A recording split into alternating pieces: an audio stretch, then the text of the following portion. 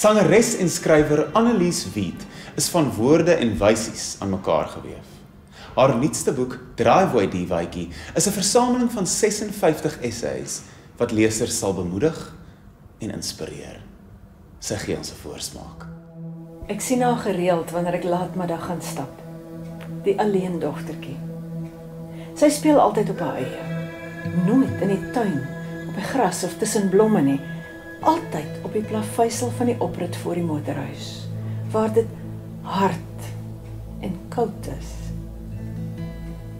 Partykeer praat sy met haarself. Een keer het ek al hoor sing. Driveway Divaatjie is nou beskikbaar. En nou vir vars gedruk se top 5 van die week. Nommer 5, die Lorax. Nommer 4, partytjies se pret 4 vir meisies en seuns. 3, haar naam is Rachel. Nommer 2, Hartland. En nommer 1 is C'est la vie deur Lani van Reenen. Lekker lees met vars gedruk.